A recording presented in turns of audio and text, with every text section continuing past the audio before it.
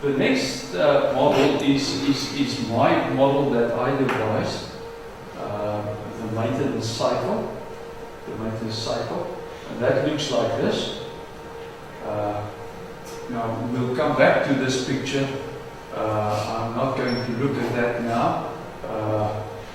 I'm going to just embed it in your mind, sort of. It's in the textbook on page 37.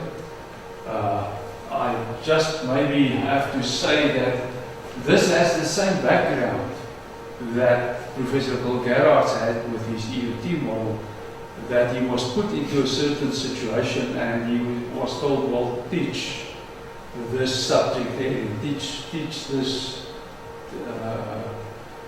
area of management, and he did not know exactly how to do it. I was in exactly the same situation. In the early 90s, I came to Turkish and I was put in a situation where a number of organizations said, well, we need maintenance teaching for our people, and I was the guy that had to do it. And I had an industry partner, somebody in industry who was still in industry and who was a part-time lecturer here. And we could not get to grips. He understood maintenance in a certain way, I understood it differently. And then in the end he said to me, but please draw it on paper, show me how you understand. And that was the result that came from that, the maintenance cycle.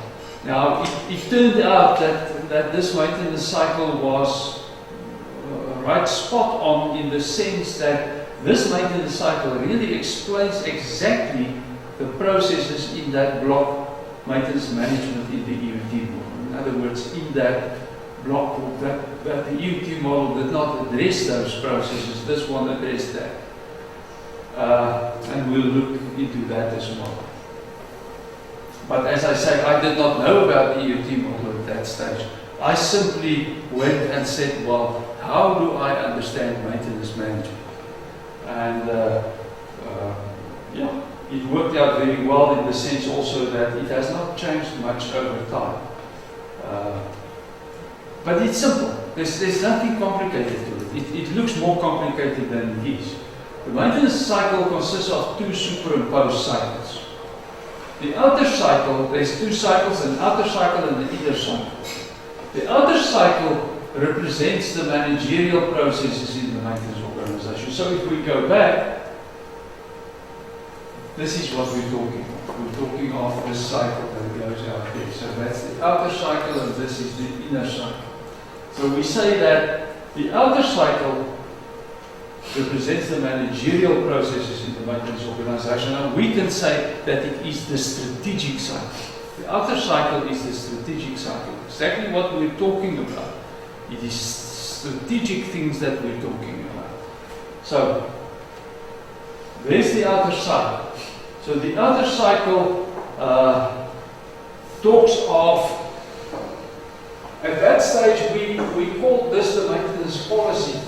Nowadays I more and more call this the maintenance strategy. In other words, what we're talking about. In other words, your strategy for maintaining.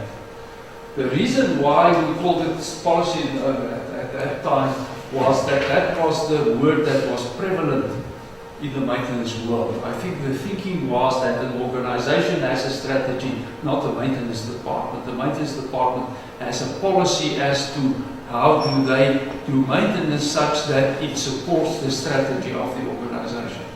Nowadays we say, no, let's keep in line. The organization has a strategy and we must have a strategy in line with the company strategy. So it has a policy, forget about the bottom stuff now, yeah, we'll come back to that. It has a maintenance policy or a maintenance strategy. Following from your maintenance strategy, you have to set certain objectives to make sure that your strategies come into being. Your strategies won't happen by themselves. So you have to set for yourself certain objectives that will eventually affect your strategies in the organization. And then you set up, then you start with the management planning process. process. You go and you say, well, okay, if we have to make these objectives, if we have to reach these objectives, we need certain things. We need money, we need people, we need an organizational chart, a proper organization set up, and so on. So management planning follows logically from that. And then, as we then progress and we do maintenance, the maintenance is in actual fact done in the inner cycle, so we'll get there. As we do maintenance, we once in a while, or on a fairly regular basis, we must measure how well our maintenance is busy performing. So we must measure certain things in the organization. How available are equipment to the organization? How reliable is it? How fast do we react when problems occur? And so on and so on. What does it cost? How efficient are the maintenance processes? How highly utilized are our maintenance people? And so on. Things like that. So you have to measure that. So, measuring the maintenance performance on the reliability of the system, is that a fair assessment for the maintenance team, given that they're not the ones who are operating it? They may maintain the equipment and they bring it back to production, and the operators are the ones who are going to operate it. With the example that he gave in terms of the trucks, the mechanic will fix the truck, but then if the driver is going to drive it a certain way, the reliability of the system becomes, the MTTF becomes very short. I don't think that would be a fair assessment of the performance of the maintenance team. No, I don't think you. I think it's like everything in an organization. It's an interchange between various functions, and you can never say, well, we as maintainers are not responsible for reliability because we can maintain a piece of equipment such that it is not reliable at all. You know, the easiest way to understand reliability maybe is to say, well, whenever a production person needs that piece of equipment to produce, it must be available. It must be in order. If I say available, I don't mean the normal definition of available. I mean that it must be ready to go. Now, of course, that is so that they influence that. But you will be far-reached to say, well, maintenance does not have an effect on that. So just to add my own input on that, the way I understand it is that aside from the corrective maintenance that your maintenance team needs to do, you have your planned or your preventive maintenance, which means going back to your maintenance concept, you have a piece of equipment and you need to now design a maintenance principle around it. And that's a feedback system. So depending on how the operators or the production lines use that piece of equipment, you need to then review your schedules and adjust accordingly. So if you have a schedule that says, I do maintenance, I overhaul that piece of equipment every 3 months, and every 2 weeks that equipment keeps breaking down, you need to go back and fix your maintenance concept and change that to suit what the operational requirements are. So at the end of the day, even though the truck driver might be driving the greatest, the mechanic needs to adjust how he does his maintenance to sort of counteract that type of thing. Yes, as far as that is possible. As far as that is possible, and I think that's the issue. I think the issue is that it's not always. One can look at it in an idealistic sense. I'm not saying you are doing that. I'm just saying you can look at it idealistically and say, well, these poor production guys, they can't help that they bugger up the machinery. We have to compensate for them. And to a large extent, that's true what you say. but it is to the extent that it is possible, because even in terms of maintenance, if you look at reliability, the reliability or maintenance as being the custodian of reliability in the organization, because that I would suggest that is what maintenance is. But even so, the basic reliability is built into the system by the designer. So maintenance does not have much they can only contribute basic stuff in terms of reliability, not serious reliability. Serious reliability is built into the system by the designer. That's why that feedback loop, like the technological feedback loop, is so important, so that you ensure that the designer builds the right reliability into the system. The maintainer is only the guy that must maintain that reliability that was already built into the system. But you're right. You're also right. It's different parts of the same story. The biggest thing is good relationship between maintenance and production. And that in many organizations, I don't know how you explain or how you define a relationship between maintenance and production in some organizations. But so I think what it comes down to is the reliability of a product that's maintained properly and used badly will still be better than a product that's maintained badly and used badly. I think that's what it comes down to. Yes. If your use is constant, then your maintenance will have more of an effect. Obviously, if your use gets better and your maintenance gets worse, it's going to be the same as having both of them average type of thing. It's if you have a constant use, like if your drivers are the same drivers every single day, it's not going to change. But then if you change your maintenance scheme and keep those same drivers, your overall reliability will go up. But again, we're still going to talk around these issues quite a bit in this course. So for the moment, just accept that I just listed that as one of the examples of what you want to measure. And then based on these measurements, you then sort of long-term wise, you go and you improve your strategies, you change your objectives, especially on a year-to-year basis, because this process is typically an annual process. Typically an annual process where you maybe at the end of the annum, at the end of a year, you do a maintenance audit. We'll come back to that as well. The maintenance audit is necessary because it's a structural type of measurement. You measure structural issues such as whether your systems are in place that will ensure that you have good maintenance practice. Your whole maintenance system is evaluated. The actual results of your maintenance in terms of how does the equipment look, do they look well maintained and so on, things like that are evaluated in here. Whereas this is more of a direct measurement of figures. This is more of a structural thing. Okay, so that's the outer side.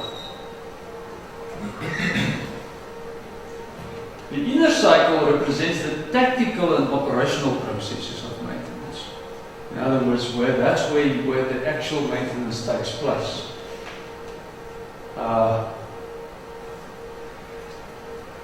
And what we now see is this thing starts with the maintenance plan. So it accepts that you have a maintenance plan.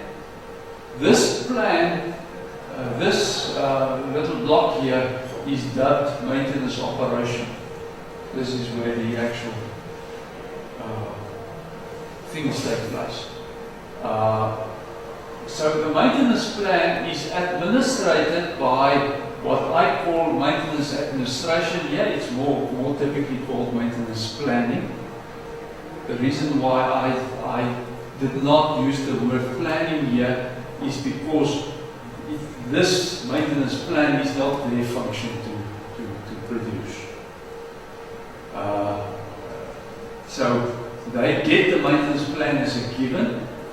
They administrate that by scheduling the plan and doing task planning and doing procurement, such stuff, they hand out work orders to the task execution function, typically artisans that sit here, which is managed by supervisors, task management, who does performance management and quality management.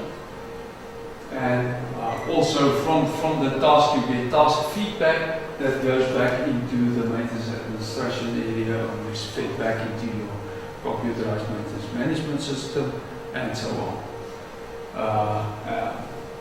So the main things that they feed back is the task detail and also reports on what they found when they did the task. Some of it is informal reports, some are formal reports that was requested, and so on. And also, of course, failures line as is necessary.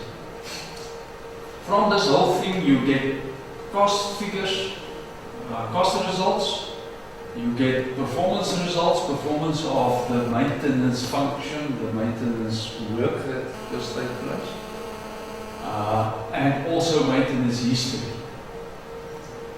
The cost results, the performance results are mostly used for short-term operational management. In other words, to manage this function directly. So there you have a feedback process. Again, you have a sort of a control process. And you have your maintenance history is used in terms of now the words here, strategy, optimization, and maintenance strategy is now the other use of strategy in the maintenance world, and that is the strategy of a specific component or a specific machine. How do you maintain that specific thing? Now, based on maintenance history, you then go and optimize in other words, let's say you have history on a certain failure mode. We talk of failure modes, the way in which failure occurs.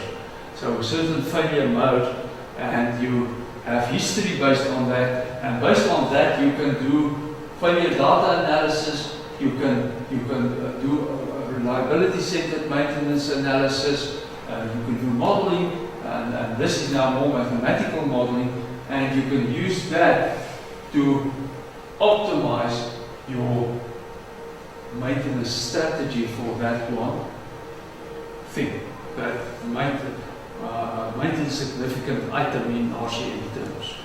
So couldn't you also feed that back into the design? So say if your bearing's only holding up to 32,000 cycles and your maintenance is every 50,000 cycles, can't you also feed that back to design and then get a new bearing rather that lasts 60,000 cycles?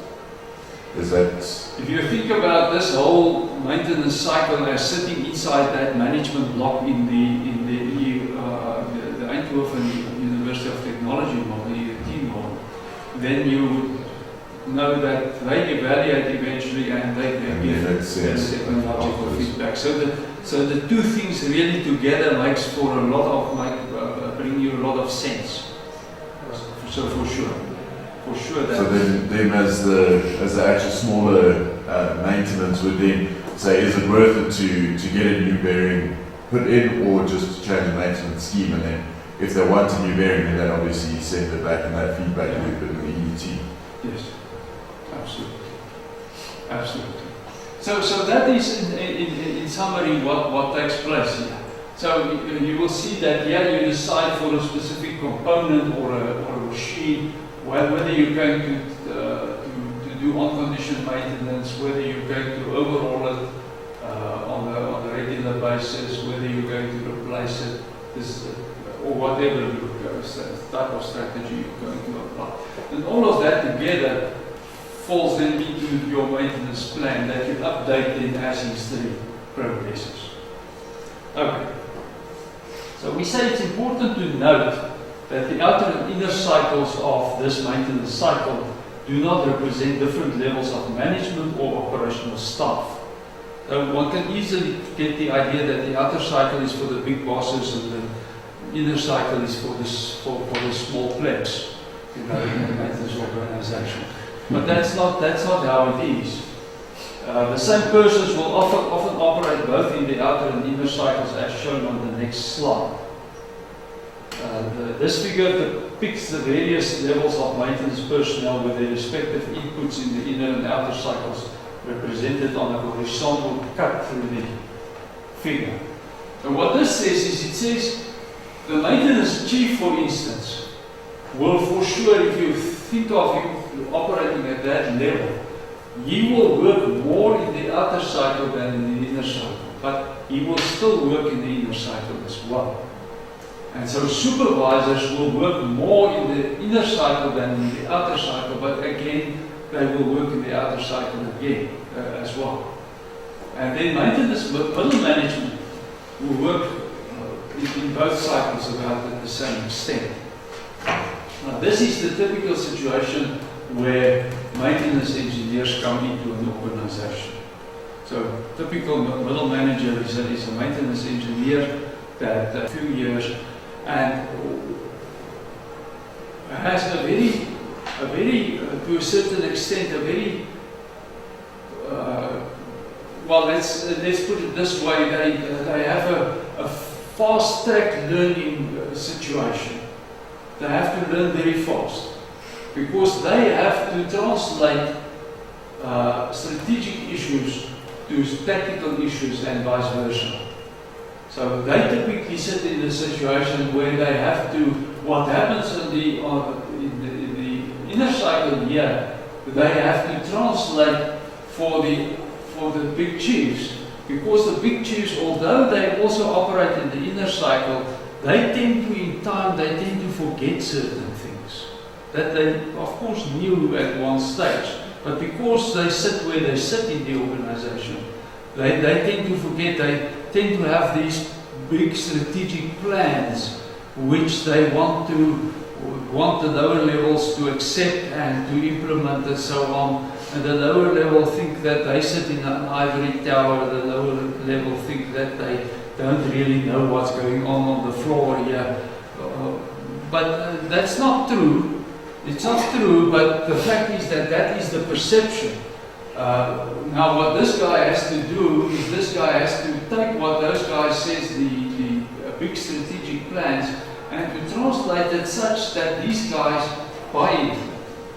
And they have to take what these guys say, their experience, the problems with production and so on, and they have to give it through to their so that higher guy understands it. Yes. If I may comment, that's where that problem that I was talking about earlier comes in, that the initiatives will come from the top. Guys, let's do this.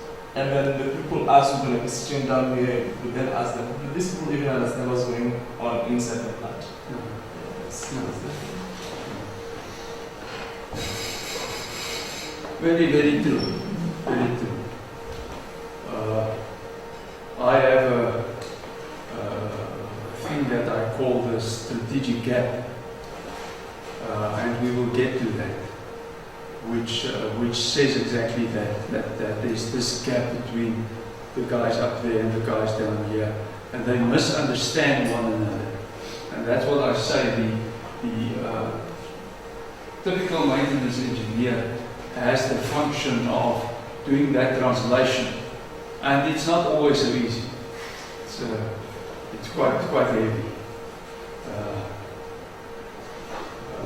When I was in the coal mines many months ago, I had a production colleague who was quite a young guy. He was the what do they call him? Production manager. And so the big boss of mining took him to Australia, and the Australians remarked, and they said, well, is this guy not a little bit young for that post? And he says, well, we catch them early and we ace them fast. So that's what happens with these guys. The second important point to note that is, as is the case with the UT model, the model is descriptive and not prescriptive. Again, exactly, I've not said that this is how it should take place. The whole time that I explained it, I said this is what happens. This is how it works. So it's descriptive. It's descriptive of how it works in an organization. So it's not that that says exactly how it should work. But now one can say, well, but our organization do not have a proper strategy or a proper maintenance plan or whatever. Yes, the story is that it's not proper. But if you go and think, you will know that people think strategically in the organization. There is a maintenance plan, whether it's a very formalized one, it's maybe just in the minds of people, but it's there. The fact is that you don't work without that. Or what can be true is that you are not practicing it properly. That might be true. But it is descriptive, it's not prescriptive, it seeks to describe the processes in the maintenance department of the typical industrial concern without prescribing to a certain concern that their business should work exactly in this way. Okay. And so there's the outer cycle then, there's the inner cycle, and there they are combined again. And then we have a simplification of it, a little bit of a summarizing picture, which is a very nice picture, I believe. I love it. It was originally suggested by a student, and I took it and made it my own and said, well, here you are. So it's a good picture. So it says that the strategic cycle consists of two main processes, a management planning process and a management measurement process. So in your management planning process, you have your, let's call that strategy, your procedures. Procedures is something that we did not have in the original one. It was implied. So if you read in the textbook, you will see that when it discusses that element there, policy also talks of the procedure. So it was implied. So what happens there is that the strategy says what you want to achieve. But the strategy does not say how you are going to do it. And when you look into your strategy, you will find that there's certain role statements. Let's say one strategy might be that we want to have proper maintenance plans for all equipment using the RCM as a basis, let's say. And then the question becomes, okay, so now it says that there, but how are we going to do that? How is the process going to work? Exactly who will initiate RCM sessions for specific machines, and who will get all the resources together and so on? How will it? So the how is then eventually when you go and ask yourself about your strategy and you say, well, yes, we made this strategic statement here, but how will this happen? How will it come into being? And then you get the need for setting up a procedure for exactly how that happens, exactly how that works in the organization. And you sort it out while you set up that procedure, you sort out in the organization that everybody is happy about that process. So procedures, and then when you have procedures in place, you say, well, okay, but I now have this procedure for let's say for RCM, for RCMing my organization, but we cannot do all of that in 1 year. So objectives is then to say, well, okay, let's start with one major system in this year that comes, and that is our objective. We want to run with that. And so you do for the other stuff that you have, and then you say, well, okay, if I now have that objective, I cannot achieve that objective without money, without personnel, without all that nice stuff, and that's where your business plan comes in. Okay. So that is this whole management planning process up here. Down here you have management measurement. We've discussed this a little bit. I'm not going to go deeper into that for the moment. All of this we will go deeper into as time goes by. There sits your maintenance plan. So the 3 blocks that we had in the full thing, which said strategy, optimization, maintenance strategy, maintenance plan, the 3 was combined into that one little block. Maintenance plan, and that goes into your maintenance operations, where you have your maintenance administration, maintenance planning, you have your supervisors, your artisans, and so on. Must I stop now? No, Jerry, it's fine. Please. Okay. Surely you should have feedback from your maintenance history into your management measurement. Surely that would Are you talking of this? Yes, so surely from your maintenance history into your audit, wouldn't that be? Yes and no. Can I just complete Yes, this? yeah. And then I'm coming to that. I'm coming to that. Your question is a little bit early. That's all. That's why I said, well, wait a little bit. But I don't want to stifle initiative. Okay, so you have your operational information, which was cost and performance, maintenance performance related, and you have your maintenance history that works here. And then you have the relationship between the two, shown by those 2 little arrows. If you go back to the full cycle, you will see. Too far back. Why so far back? Oh, I went the wrong direction or something. If you look at this full one, you see these 3 little arrows. So in the summary, we have 2 little arrows. Now, what that shows shows that there is a relationship between the outer cycle and the inner cycle. It sort of answers your question. There is a relationship. It says, secondly, that relationship is very complex, so we cannot show it through detailed arrows. So we show it by only that. Those 2 arrows in this case were the full one, 3 little arrows. And it also shows that that relationship is mostly from outside and inside. In other words, the outer cycle influences the inner cycle. But it does not say that there's not an influence backwards, because for sure there is, because what this does is it measures what's going on in here. So there's no way in which, in actual fact, there's such a large relationship from there to here that, but I don't want to try and show it through arrows. So rather by saying, well, there is a relationship, but that relationship is not a formal relationship in the sense that things flow directly. It's more that these processes go in there and go and measure what goes on.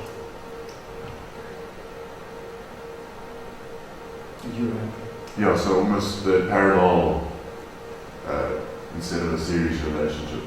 Yes. Yes. Okay, so we then go back to the EOT model, unless you have something else that you want to ask or say. We go back to the EOT model. In some respects, the maintenance cycle duplicates the functions of the EOT model. It's only small respects that we now list here. It's more complete and to the point in its description of the inner processes of the maintenance function. But it does not address the inner-outer relationships of the maintenance organization at all, which are relationships which are described very well in the EOT model. Thus, a combination of the 2 models will seem to be the solution at hand. The combined model contains the best of 3 worlds, namely Terra technology, EOT, and maintenance cycle. This gives an adequate description of the functionality inherent in the maintenance function in and around the typical industrial concern. And then it looks like this. You just have, instead of maintenance management, there you have maintenance cycle in there. So the duplication is simply that that says maintenance plan development, and in here you also have a maintenance plan. But I think that's a very good representation of reality, because that is how it works. Before you get a piece of equipment into the organization, you wanted to come with a maintenance plan, which is part of the bigger design process really outside the organization. And then when it's in the organization, you want to optimize that maintenance plan continuously as you get more and more failure experience and history and so on. We said that the combination of the maintenance cycle and the EUT model is really a total beautiful model of maintenance, as far as I'm concerned. Now, let's look at another one, the Asset Management Council model of Australia, which was previously known as the MISA model, the Maintenance Engineering Society of Australia model. It consists of two parts. It has what they call a capability assurance model, and it has what they call the technologies model, and the two together then makes for one. And there you have a reference to an article that you can read on that. The capability, let me just make sure that I'm now right.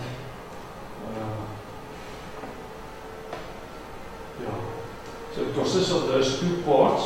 The capability assurance model, the first one, has three parts.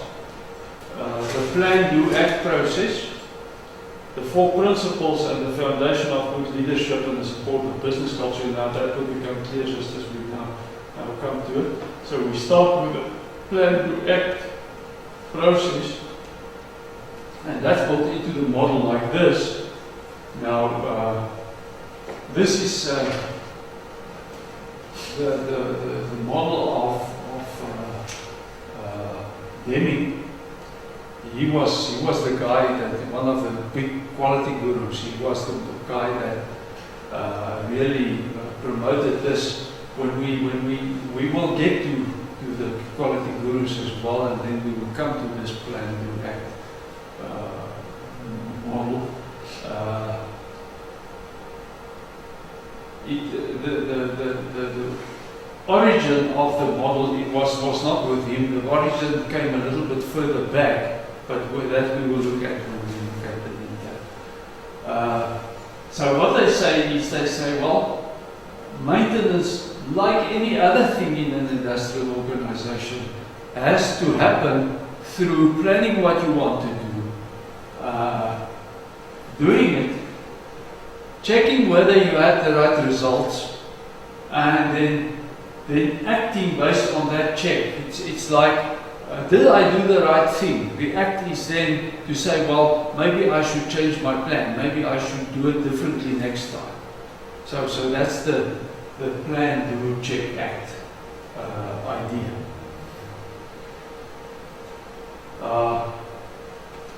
So they say it's based on the notion of a control process. That's my comment on it. Again, you have that control type of system idea.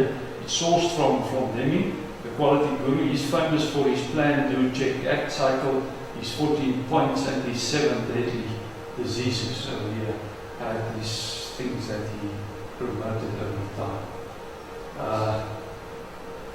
It shows that the maintenance is a control process, and there I try to show how it is. In other words, you plan, you do, you check, and you act. Exactly that type of thing. You act. So that's the idea. The four principles, they have these, an output focus, they have capabilities, they have level of assurance, they have a learning organization. We say it's sometimes called the four pillars because it underlies asset management. Remember now, they are fully, you see, they call themselves now the Asset Management Council, whereas they called themselves the Maintenance Engineering Society of Australia originally. So So they're fully into this asset management thing. So by the way, in South Africa as well, we had the South African Maintenance Association, SAMA, with one A. We then added the second A, and we said this is South African Asset Management Association. So we're all into asset management. Me, not. Me, still in maintenance engineering. Can't get rid of it.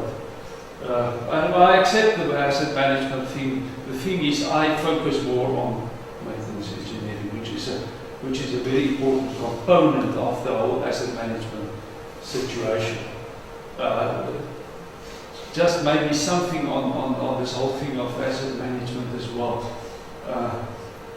When it started off, quite a few of us said, well, isn't what the financial guys, they also talk of asset management, they manage your assets, your financial assets.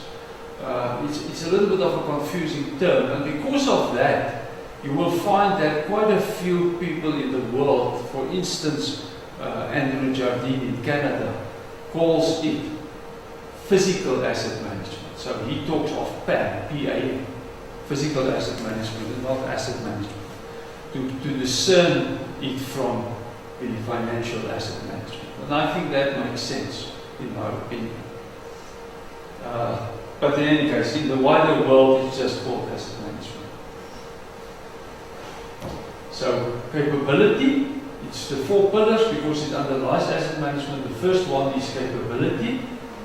We say that capability, when one buys an asset, that's like equipment or a building or whatever that asset is, you really buy its capability. Its capability to perform some task. So that's what you buy. You buy that capability. So that's the idea of capability. In reliability-centered maintenance, we call this its function, this capability. It's the function that you bought it for. It's this function, this capability that we need to preserve through maintenance. So that's the one pillar.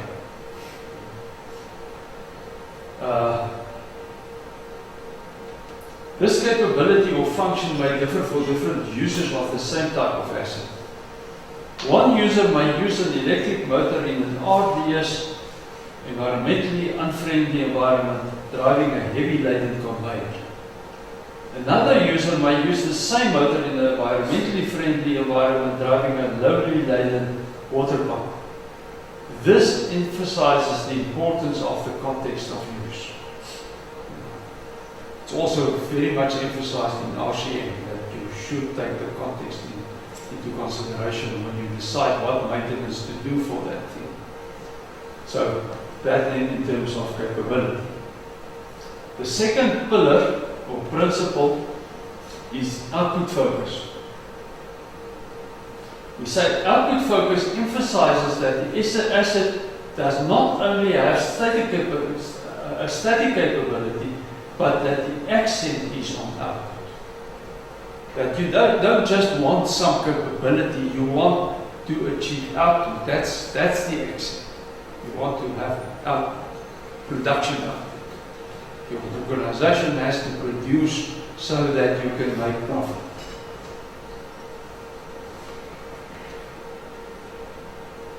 Oh, I did not put that up. I read it to you without putting it up. I'm sorry, this is what it says. This emphasizes that the asset does not only have a static capability, but that the accent is on output. I saw you were blank. I'm sorry. The third principle is assurance. The level of assurance is important as far as the result that should be achieved is concerned. The point is that we live in a world in which risk plays a large role. Thus, in maintaining the capability of assets so that it can deliver a required level of output, risk is involved. Maintenance thus needs to provide a certain level of assurance to the business that they will be provided with the required capability that will enable the business to achieve the required output. Such assurance depends on the effort expended by the maintenance organization and the level of resources used. And those resources mainly men, materials and money. So, we say that assurance tells the organization that you can be assured that we will give you this capability so that you can achieve this outcome. But it also says that I then need certain things, certain resources, men, materials and money. Sorry, very good from assurance. If, for instance, your company, say the maintenance department, is in conflict with the design department, as in the maintenance department cannot give assurance that they will be able to maintain a certain design, but the design office says that they've designed such reliability that likelihood of failure is 5%. Does that still fall in this asset management context of the 4 pillars? I think let's just go back to the whole EUT model. Yes. There we had the designer, and we had the manufacturing of the thing and the maintenance plan, and then we got into the organization, and we said, and we had this technological feedback. Now the problem is that what is done on the design board and what comes out in practice is not always the same. So you sit with a problem in terms of practicing the reliability in terms of design and in terms of maintaining. So what I'm in actual fact saying, I'm saying that I don't have an answer, because it depends on who is right in their argumentation. Because what can happen is that the designers simply say, well, we have designed based on certain design principles, design standards that we have. I would contend to say, well, I don't think that those standards are necessarily correct. Maybe mainly because of the fact that it's not always for exactly the same situation, the practical situation. It's different production circumstances and so on. So what I'm saying is that the answer really lies in a combination of both. So what we often try to propose is that the practical people, the production and maintenance people, must go up into the line and go to the designer and go and influence his design such that it will be true that what he designs will perform correctly in practice. But of course it's not a simple process. That's very, very, very true. It's, okay? Yeah.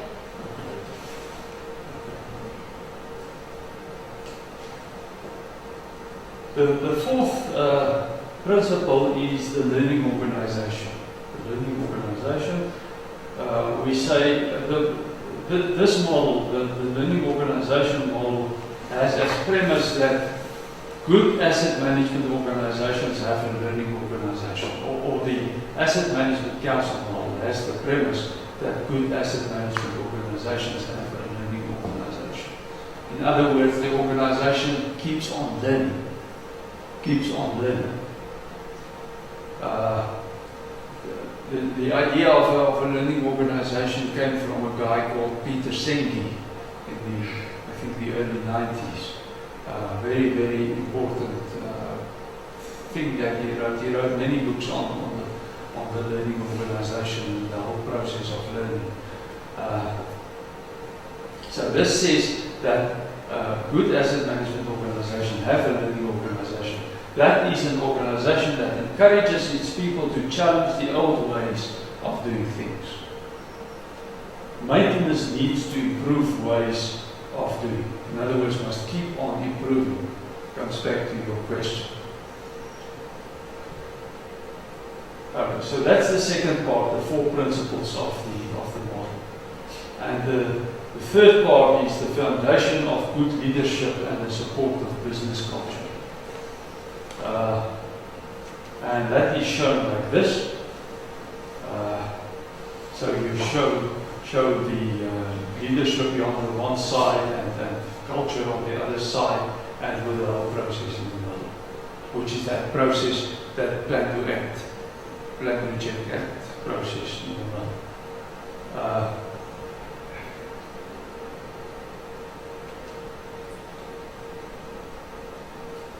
So we say that the foundation of good leadership and the support of business culture, the underpinning of good results lies in these two quantities. In other words, leadership, support of business culture, in those two quantities.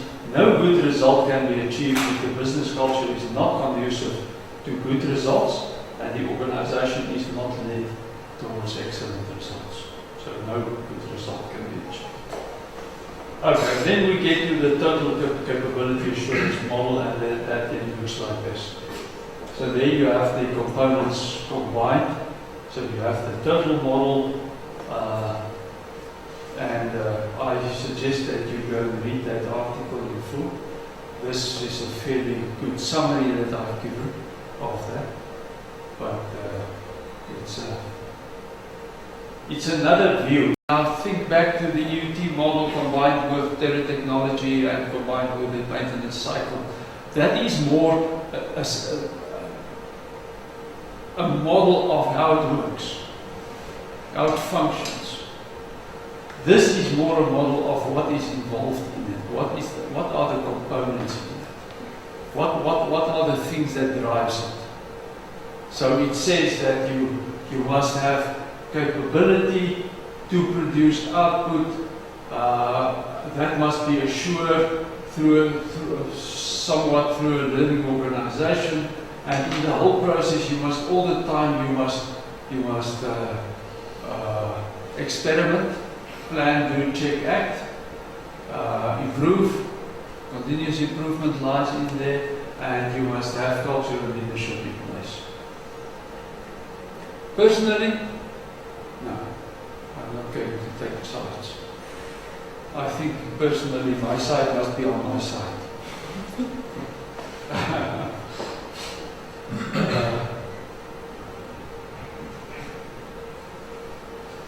The technologies model. That's the other part of the MISA model. Yes, it consists of two parts. We've only done the one part now, which is the capability assurance model. They also have a technologies model, and the two together is then known as the Asset Management Council model. So the technologies model constitutes a logistics model of the asset management process. In other words, it now comes back to our maintenance logistics that we've encountered in the first semester. This view will be further developed in the subject maintenance logistics. So I've not tried to